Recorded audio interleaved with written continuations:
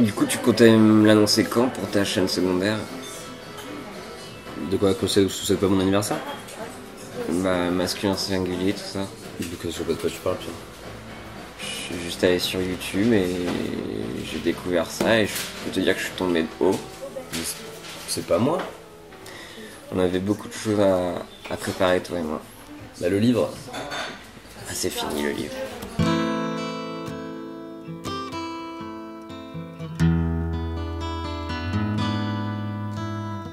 Bienvenue dans le club épisode 54. Tout ce qu'il faut savoir sur internet pour rester Cool. et branché avec Pierre. Et Guillaume. Cette semaine, on va parler de Zik, de Toupie et d'unboxing. Oh là là, j'ai hâte.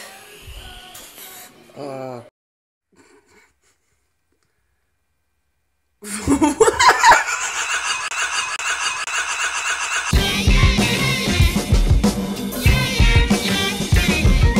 On commence à le savoir, le unboxing sur YouTube, ça devient un bail très fréquent et, C'est un classique. Et un gros classico, j'ai envie de C'est un dire. classique. L'unboxing, c'est quoi? C'est t'ouvres un package, t'ouvres ton nouvel achat et tu le montres. Tu montes l'ouverture, ouais. Voilà ce qu'il y a dedans, par-ci par-là. Par exemple, il y a un unboxing d'avion qui a été fait, ou encore un unboxing de petits paquets surprises.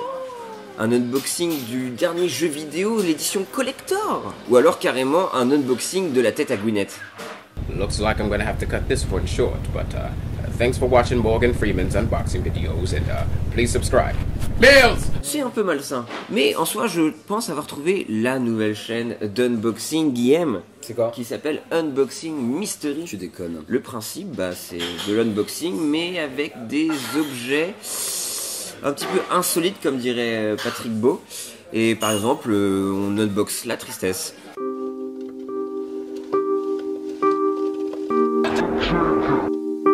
Il nous a fait aussi l'unboxing de Jack Nicholson. Here's Johnny. L'unboxing d'un bout de papier qui clame haut et fort qu'il est lui-même pas un bout de papier. Mental. Méta.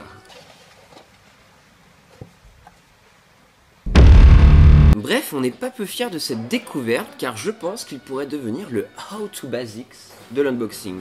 Allez checker. Maintenant, c'est à vous.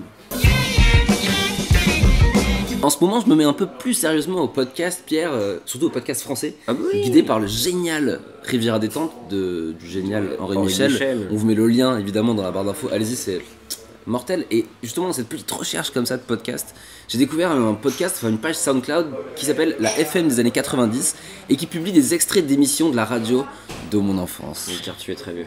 Ah ah.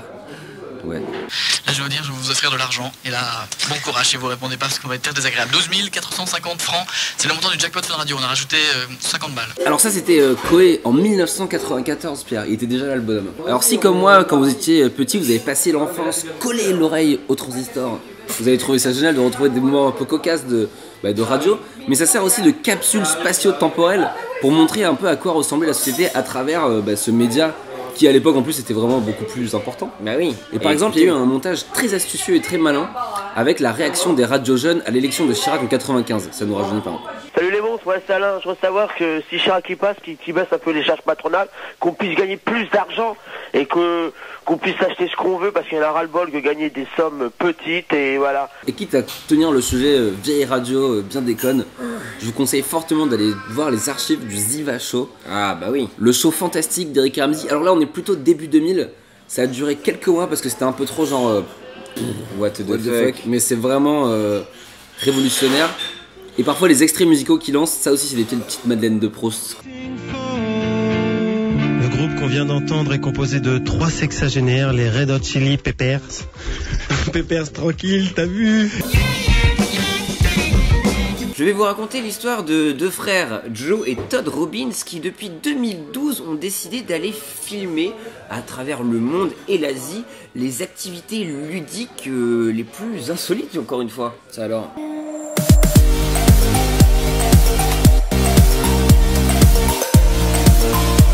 Ils voyagent donc de ville en ville pour aller trouver par exemple le champion de fingerskate du coin.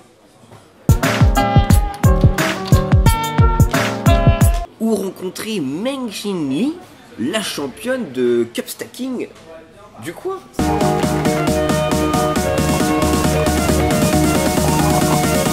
ce qui nous a le plus impressionné cette semaine, c'est ces snipers de la toupie taïwanais. Ça semble un peu ridicule comme ça, mais c'est complètement badass.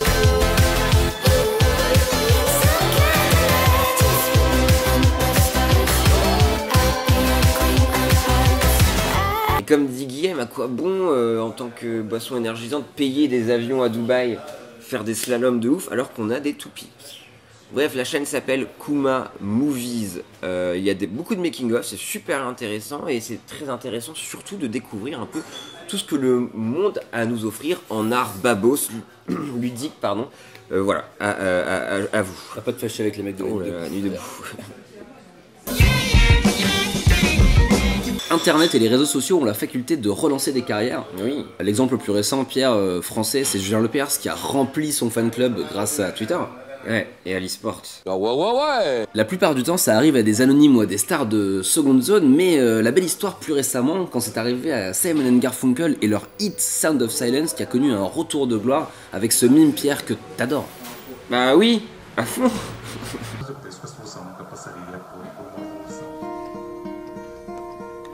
Hello darkness, my old friend. Mais le moment de gloire de ce mime, le moment en fait où tout le monde commence à le connaître, c'est cette fameuse séquence du Sad Affleck en pleine promo de Batman vs Superman. Well, the interesting thing is that Hello darkness, my old friend. Tu me diras Pierre, je parle de gloire pour un morceau qui est quand même un énorme hit. Oui, Bah non, mais en fait Pierre, figure-toi que grâce au Sad Affleck, le morceau s'est retrouvé en 6ème position du Billboard des charts, des morceaux les plus écoutés ou joués en radio ces dernières semaines. C'est quand même dingue. Le pouvoir d'internet. Et on espère que cette belle histoire arrivera à Carly Rae Jepsen qui jouit en ce moment dans des bombeuses musicaux.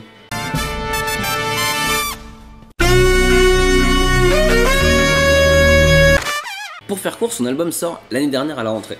Énorme succès critique, mais succès commercial vraiment mitigé. Moi perso, c'est l'un de mes albums préférés de 2015, et pendant que plein de gens dorment dessus, il y a une communauté de fans très active sur Vine et Tumblr qui n'arrêtent pas d'essayer de l'intégrer à des mimes. Mais là, ils ont réussi leur coup en février avec l'apparition qui s'appelle le Runaway with Meme.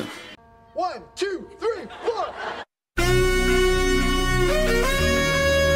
Runaway with Me est un morceau de l'album avec cette intro des notes de sax vraiment caractéristiques qui, apposé à des séquences un peu épiques, donne tout de suite un côté très drôle. Hein? Oui. Victory Screech! Et le morceau est mémisable à d'autres endroits parce que certains aussi l'utilisent pour le drop. Donc vraiment le terreau est propice à ce qu'il y ait une espèce de relance comme ça autour de Carly Rae Jepsen, un peu comme les morceaux de rap qui sont passés via Vine. Wiggle, wiggle, wiggle. Et voilà, on souhaite plein de bonnes choses à Carly. Allez, Carly. Le club c'est fini Pierre. Merde. Mais on se retrouve la semaine prochaine. Ah oui, heureusement. Ah et oui. d'ici là, partagez, Likez, commentez. commentez, on vous racontez-nous en commentaire votre anecdote la moins intéressante. Ouais, ça m'intéresse beaucoup. Bah pareil. Et le merci Tipeee aussi. Le Tipeee est là. On voulait remercier les gens qui sont venus hier à notre blind test. Et ouais, et le prochain c'est dans 2 semaines. Cool, dans 2 On semaines. mettra l'event bientôt Voilà, sur on le en club. reparlera. On vous fait des bisous et on se quitte en musique avec Dive et leur titre Meilleur entre parenthèses Grande ce song. Le clip le plus beige du monde. Voilà, sponsorisé par GoPro.